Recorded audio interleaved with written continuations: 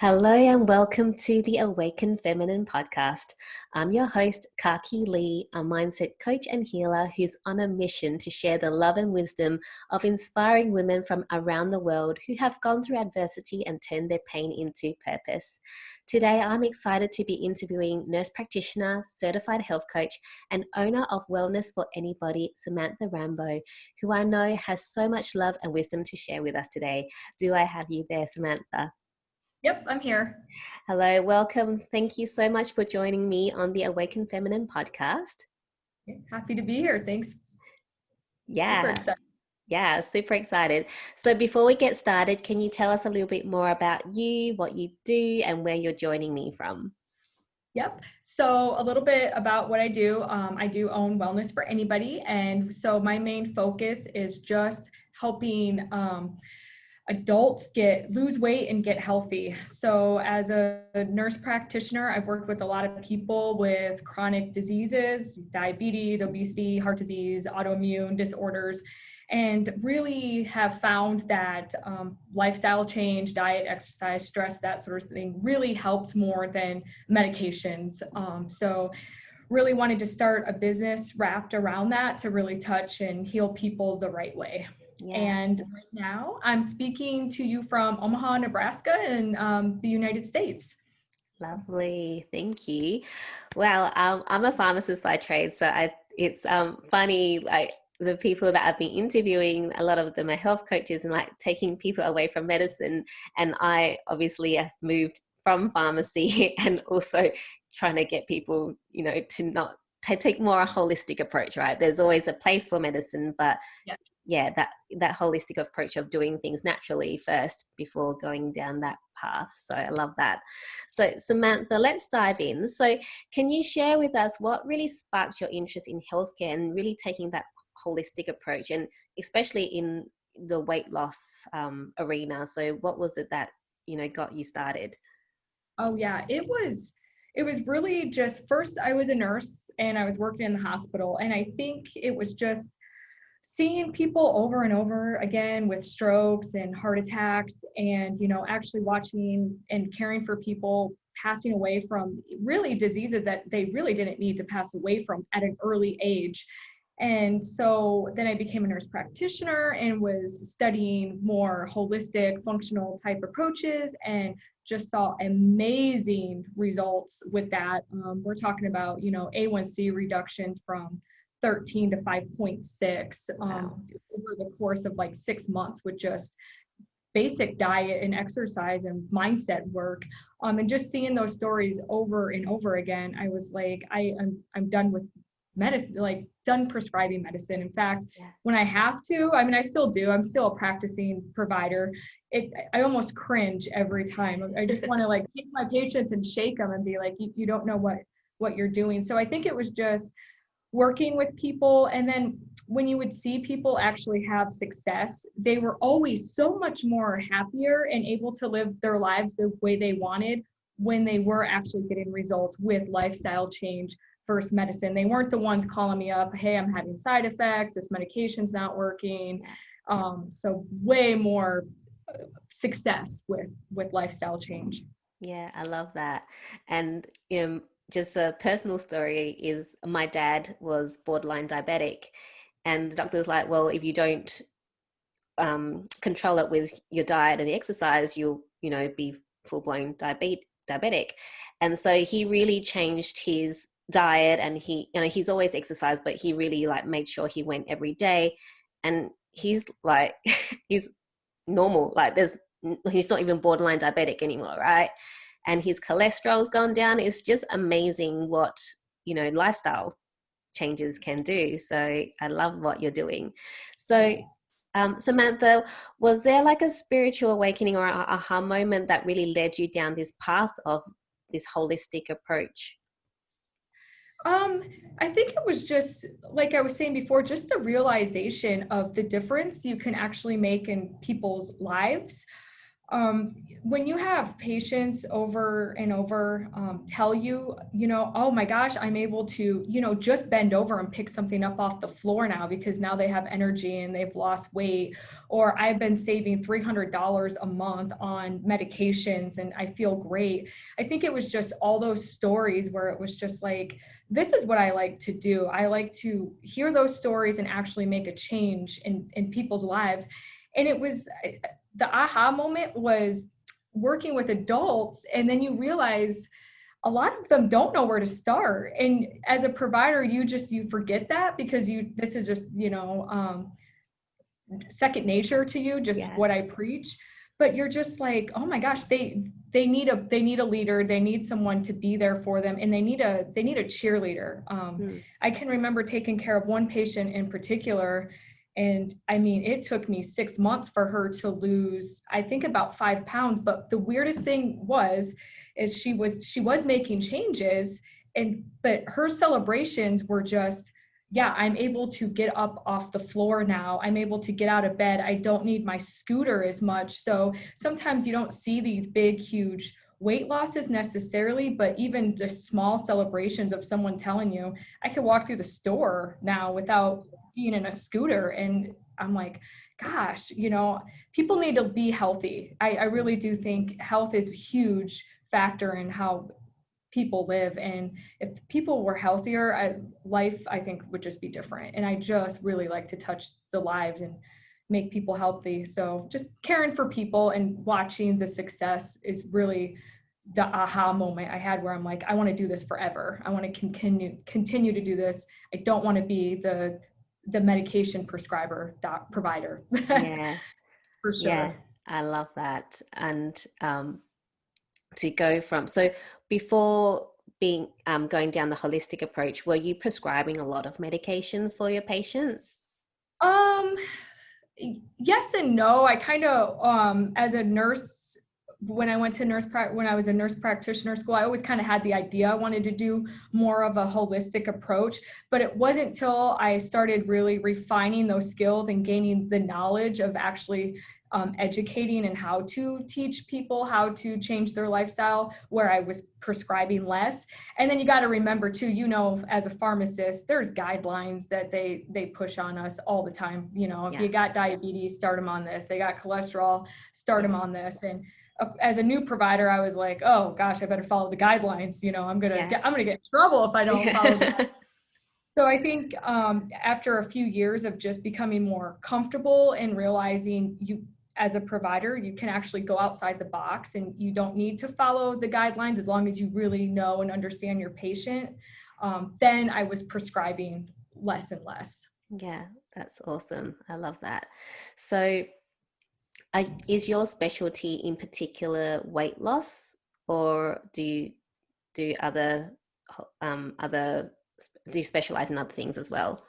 Yeah, I'd like to think of it more as weight loss and then specializing with weight loss related conditions. Okay. So again, with like the obesity and the heart disease, because they all go hand in hand. And I really think that's why, we have really good like diabetic education programs and heart disease programs and things like that. But I think sometimes what's missing is there's usually people have more than one issue. It's not just they're overweight. It's not just they have diabetes. So I think I have learned to do a really good job of pulling it all together. And when you address those other issues that they're having, the weight comes off. I really think that there's a doctor I follow, Dr. Eric Berg, and he pretty much sums it up correctly. He's like, in order to lose weight and keep it off, you have to get healthy first. And I totally believe that. So I really do like to take people that have chronic conditions and that are overweight and work with that particular group, because they really do. You need to be healthy in order to start losing the weight. Yeah. So. And you were talking about that you do mindset work with your patients. So do you find that the mindset work is a big part of the journey, or is it just a little bit and you do more lifestyle and health, or does it go all hand in hand? Yeah, good question. Because when I first started this, I never focused on mindset ever Yeah. with my patients.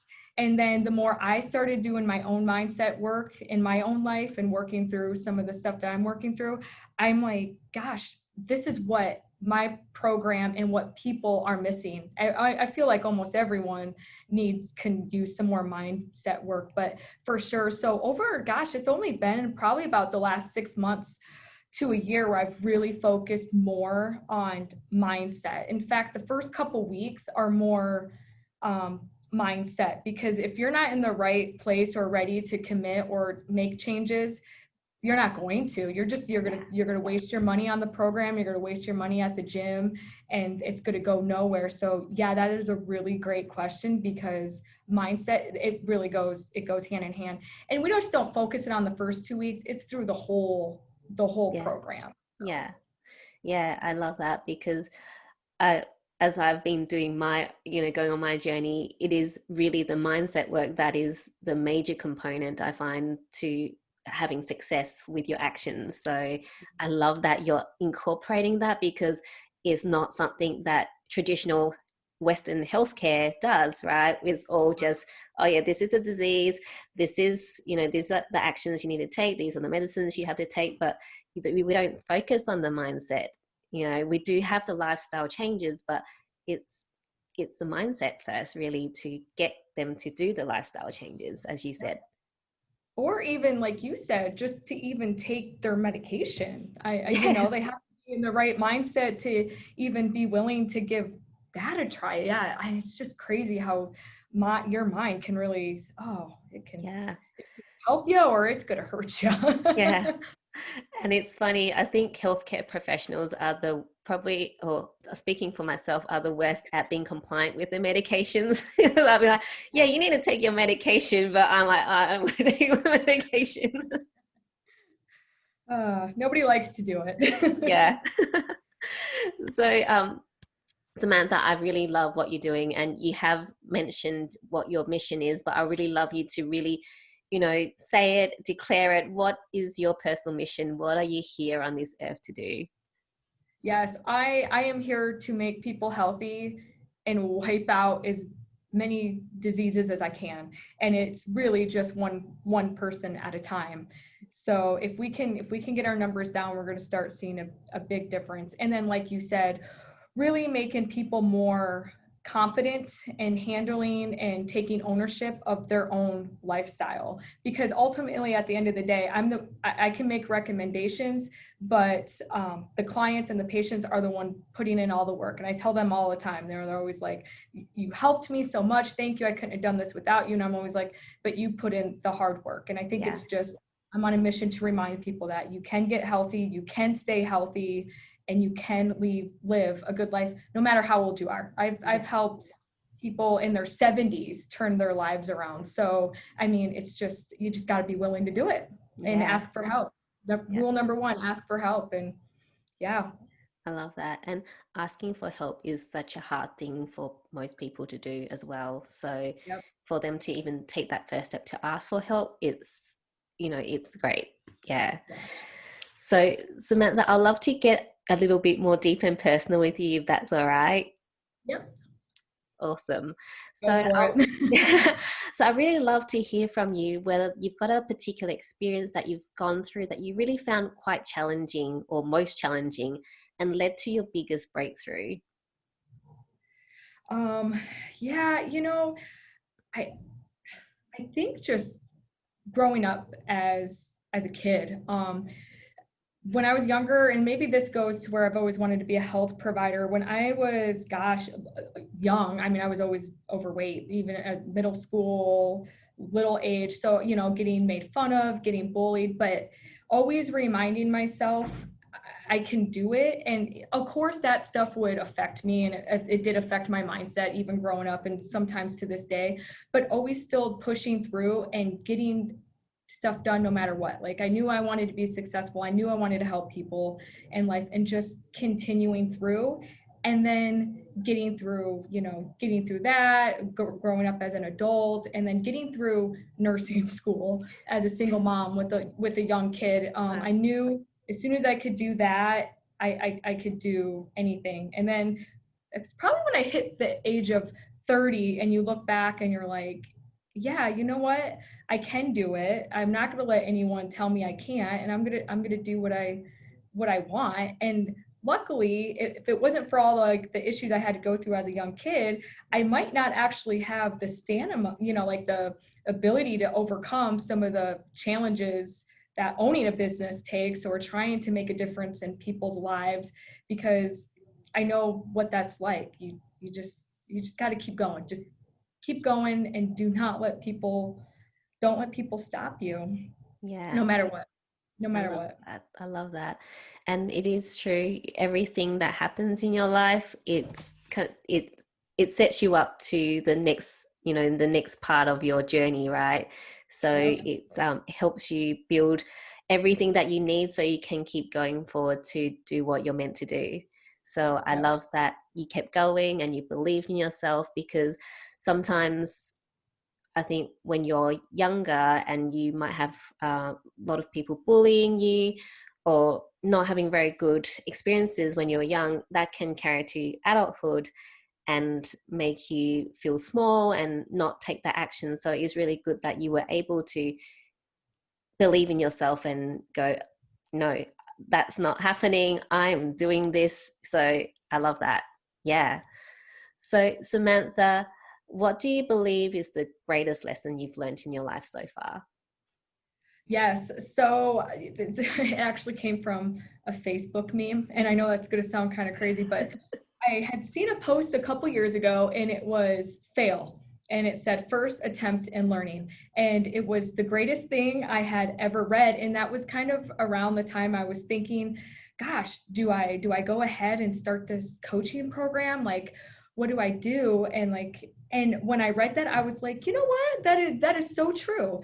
I'm not going to be afraid of anything anymore, because if I try something new and I fail at it, I'm going to learn from it. And I think I always had that thought process, but seeing it written out loud like that really kind of validated, like, yeah, just go for it. And it was the one, and I repeat it almost daily, and I preach it to my daughter every time she's trying something new and frustrating. And I'm like, you didn't fail. She's like, I failed. I can't do this. I'm like, you learned. Try it Yeah, again. Try something new.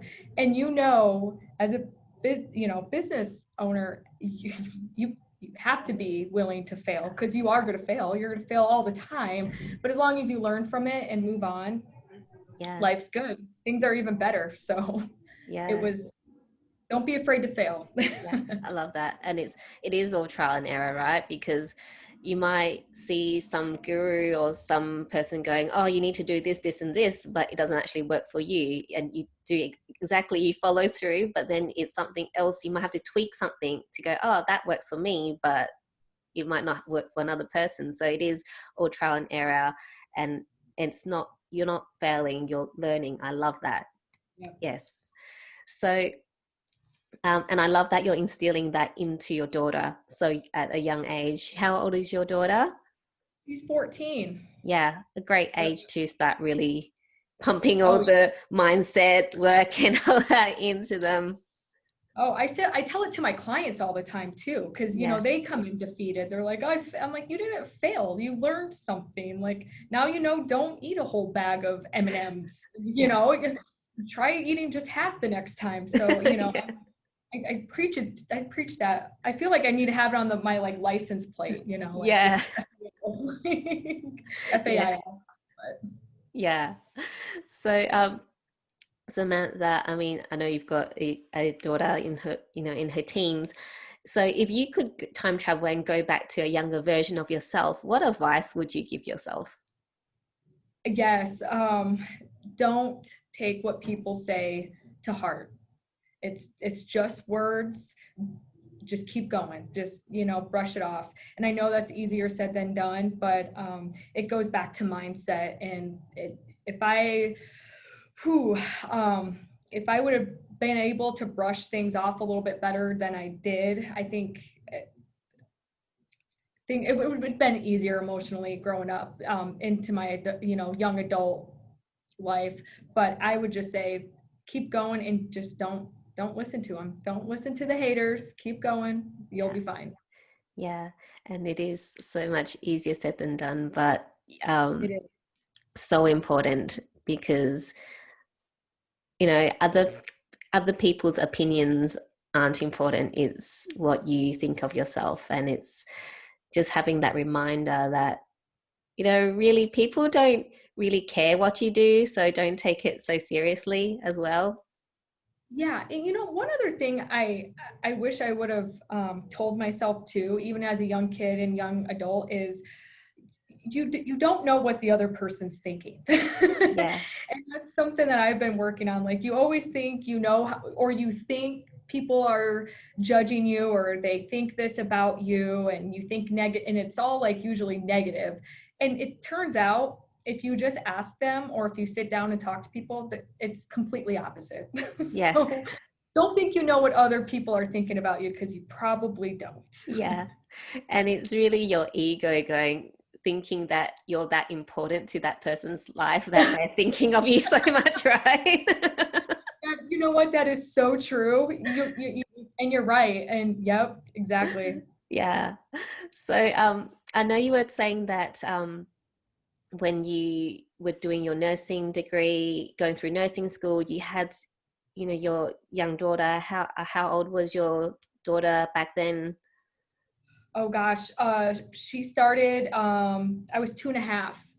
Wow. At 2.5 years old. And the most interesting thing was, there's a college here in Omaha, Nebraska, and it's College of St. Mary, and it's a Catholic all girls school.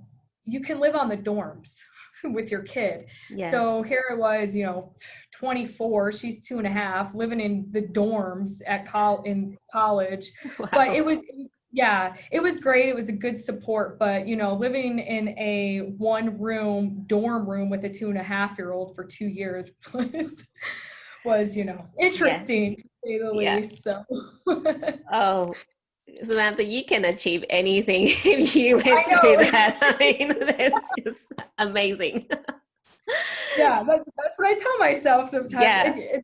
But it does it. But like you said, it does when you are faced with difficulties sometimes, and you're like, you know what, I did that. Why am I so worried about doing this? Yeah, Like, exactly. it's You've nothing. you've lived in a room in a COVID for with a 2.5-year-old for 2 years. You can do anything. Oh And yes. studying as well, you know, and being a single mom. That's just, you know, wow, amazing, inspiring just there. Yeah. So I want to ask you, so obviously you've had to go through some difficult times in your life. What were some tools or teachers that were really helpful in you being able to make sure that you keep yourself going and taking that next step forward? Yeah.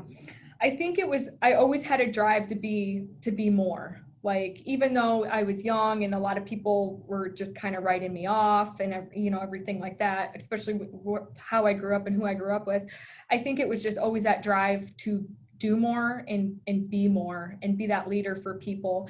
And then it was finding mentors. It was really reaching out, asking for help, reaching out and finding good quality mentors that even if it was just a few people that I could really trust and turn to when I really needed that boost. And then finding friends. And then really, college is what kind of really helped, even though I was living in the dorm room with my daughter, but they really helped instill confidence that I didn't have, in order to take myself to the next level.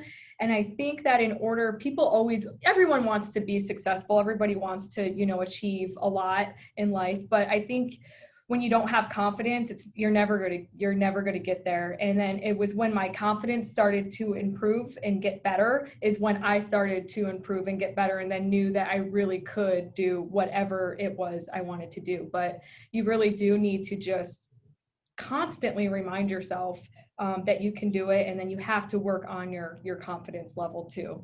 Yeah, wow, yeah, that's, you know, really great advice. And with confidence, you know, it's so easy to start, you know, that negative self-talk and the negative thoughts. So it's just so important, again, with the mindset, to really remind yourself that you are more than what your negative thoughts and talk is, right? Yeah. Yep. Oh yeah. Yeah. So Samantha, I love reading books. I'm not sure if you're a book reader as well, but I would think you are. So is there a particular book or maybe even a few books that really changed your life? Yeah, and that's a good question, especially around what we've been talking about. Is I actually just started reading a book, Mindset by Carol Dweck. Yeah. Oh my gosh, it looks like you've read it too. Yeah, just Such a recently as well. Really? Okay. So, I mean, such a great book and a great reminder of just, growth mindset, fixed mindset. And I love it. I love how she tells people like, you're not what people tell you you are. And you could be good at whatever, or great at whatever you want to do, as long as you have that mindset of I can do it, and you're not afraid to go out there and try. I feel like she just summed up my like whole life of trying and, not being afraid to fail and being determined in like one book. And Yeah. I was reading it. I'm like, gosh, I wish I would have read this when I was like in my early 20s. Like Yeah. it's such a game-changing book. And then so if anyone needs mindset work, read Yeah. Mindset. It's such a great book. But Yeah. I highly recommend that book as well. yeah, perfect. So, and then another one was, I think it was Never Eat Alone. It was by Yeah. Keith Ferrazzi, or I haven't he's read got that one. it's a good one. And the reason I liked it was because he talked a lot about, he gave his own story and talked a lot about how like, just mentioned a lot how unsuccessful people, like, or people from lower end backgrounds, or, really rose to the top. And I really like that where, he mentioned a lot of, successful people, like, didn't family poor, grew up on farms, that sort of thing. And then they just became, millionaires through hard work. And I think a lot of people, when they see rich, successful people, forget that there's a backstory to get there. It's not an easy road for like 99% of people that achieve it. And reading the book, it was a good reminder of just, keep doing what you're doing and eventually you'll get there. So I Yeah. really like Oh, I'll add that one to my list for sure. And it is so true. You just see successful people and go, oh, they're lucky, but hey, they it. actually had to work to get there, right? Well, what do they say? What do they say? Luck is. It's like when how do they say that? It's like when opportunity meets hard work. Like it's Yeah. not luck. It's you got yourself into those circumstances and through your and I forget exactly how it was said, but I really liked it because you're Yeah. right. People just think, oh, they got lucky. It's like, nah, I planned myself to be in the right place at the right time Yeah. and with the right people. Yeah. So, And again, it's the mindset as well, right? These yeah. people, they did the work, but they also had the grit and they had the belief that they will make it, right? Yeah, because if you go into something and you don't already believe that you're not going to make it, no matter how hard you work, you're not going to make it. So is again just having that mindset. Yep. Yeah, I love that. I'm definitely going to add that book to my list of books to read. So Samantha, I want to ask you, right now with everything happening in the world, there's been a lot of changes this year, and a lot of people are making changes in their life or looking at what they can do to change their life and make it better. What advice or recommendations would you have for anyone to get rid of any limiting beliefs or any fear that is holding them back from making those changes to improve their life? Yeah, that's a really good question. It's and we'll go back to talking about mindset. It's mindset exercises, and I tell clients and patients all the time, you need to work out your brain just like you would work out the rest of your body, and you need to train it to, to think how you want to think about yourself. And one thing, and it was kind of funny because I've always done it, and then I read a book and they recommended doing it. And I'm like, I always do that. Picture yourself the way you want to be in the future. So if you are someone that doesn't have confidence, pretend like you do. And eventually, if you train your mind enough to think that you're confident, you eventually don't even need to think about it. You'll just be confident. So I think just picturing yourself as the person you want to be is one big, huge thing. Like when I was a CNA working in the hospital, I used to always picture myself as a nurse, and lo and behold, I became a nurse one day. And then it was like, I was a nurse practitioner. But I think just picturing yourself how you want to be is great. And then journaling. I've actually recently started journaling a lot more over the last 6 months. And it's really helped. And I usually only focus on gratitude journaling. I will write some bad negative things down when they're overcoming my thoughts, but for the most part, I always make sure for 10 minutes a day, I write everything I'm grateful for. And that is huge, because then your mind is already thinking, it's already positive. It's already thinking positive. I do that every morning. It's a huge game changer. Yeah. Journaling is one of my daily things as well, and it's just such an important part of my day. When I miss it, I really notice it. And also with the gratitude journaling, again, that if I don't do it, I really notice my day is not probably as smooth or as happy sometimes as it can be. So yeah, definitely, I love that. So Samantha, I want to take a little bit of a turn now, because on my journey, self-love was a big thing that I had to learn. So as a busy mom and a busy business owner, what are your top 3 go-to activities to make sure you really give yourself some self-love? Yeah, so I usually like to take baths at night without my phone. So just 10 to 15 minutes where I'm literally like not thinking about anything. In fact, I just sit in that warm water with bubbles most of the time, and just I'm like, hey, this is fun. And I'm not interrupted. And then one other thing oh my gosh, I really love to do, and I've actually just realized how much I love to do it after we couldn't do it during COVID, was working out in the gym with one of my very close friends. So we took like probably 4 or 5 months off, and I noticed my mood and everything was not the same. And then we started back up 2 weeks ago, and it's great. We wake up early. It's just me and her in the gym, because we go there so early. Nobody else is like even there, but it's a great time. We're both very positive people, because remember, you become who you hang out with the most. Yes. So she's very positive, and we talk, we laugh, we get a good workout, and then that's it. We're done. And then also just being outside, anything being outside, whether it's a walk with my daughter or just a walk by myself. Anytime I can get outside and really enjoy that activity I'm doing, it's huge for myself. Yeah, love those.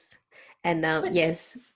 I was gonna say real quick, sorry, I didn't mean to cut you off. Yes. But we got to remind people, when you're participating in self-love, don't feel bad about it. Like, Yes. there are so many women and men and just people in general that they're like, I just feel bad because, that's time away from my kids. And it's like, it's 10 minutes. I'm going to guarantee you're going to feel a lot less stress and enjoy the time with your kids or whatever you're doing a lot more if you just let yourself go and actually be present in that self-care moment.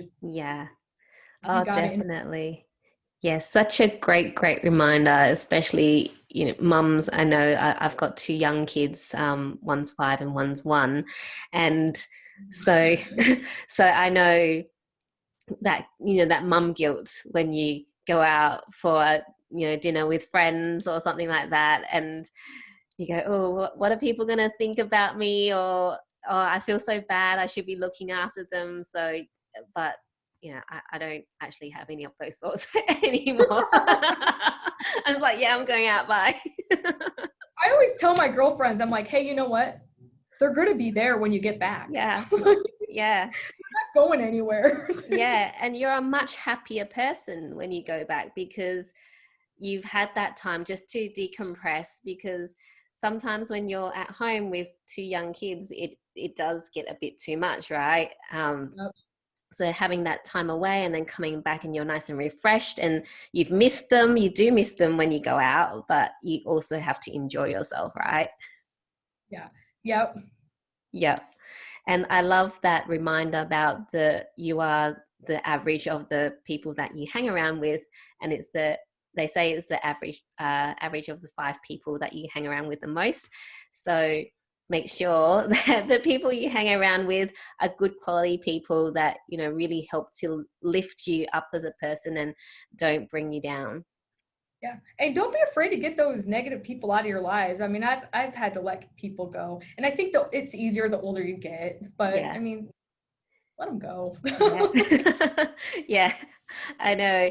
I think women especially are very loyal to their friends. Oh, we've been friends since we were 5 years old. So that you means you're friends for life, even though you are 2 completely different people and you have nothing in common, but you've been friends since you're 5. So we always have to be friends. So yeah, definitely clear out your friends. Yeah. Totally Well, agree with that. you're a mom of 1 and a 5-year-old. We're too busy. Yeah. I don't have time for this shit, With right? people that doesn't, yeah, we're like, no, if you don't bring me up and make me positive, I don't want to spend that afternoon with you. Yeah. It's like, yeah, he's like, I don't have enough time to, scratch my scratch. So, so I don't need to have to go home and release all the tension that I felt when I was spending time with this person, right? Yeah. Good point. Yeah. Yeah. So Samantha, I really love what you're doing because it's so needed to bring that holistic approach into healthcare, doing things naturally, doing the mindset work. I just absolutely love that because coming from, the traditional Western healthcare background where it's not like that. It's such a breath of fresh air listening to what you're doing. So I want to ask you before we wrap up, what right now is setting your soul on fire? It's my business. It's getting out there and realizing that I do have the tools and I do have the skills to help people. And I think so it's just getting the program together and knowing that I'm going to actually go out there and make a difference. It's what keeps me going. And I just want people to be healthy. So Yeah. your guys' sicknesses keep me going. So Yeah. I love it. And I know you're going to go so far with this. I love that. So thank you so much, Samantha, for sharing your love and wisdom with us today. If people want to find out more about you and how they can work with you, where should they go? yeah, so I am on LinkedIn, so you could look me up, Samantha Rambo. On Facebook, I do have a Facebook group, Healthy Habits, Healthy Weight Loss, and a Facebook page, Wellness for Anybody. But the group is really good. We do a lot of tips and stuff. And I just started an Instagram account, so we're going to dabble in that a little bit. Yay! I had to have my 14-year-old kind of help me. So that's srambo14. So we'll Lovely. see how that works out in the future. Awesome. Well, you've got a 14-year-old. She's all over it. Yes, Yeah. exactly. Awesome. Well, I'll have all your details and any recommended resources available in the show notes so people can reach out to you. Thank you once again for your time and for your wisdom. Yes, thanks for having me. Awesome. So until next time, I love you, I believe in you, and you are worth taking that first step to the life of your dreams.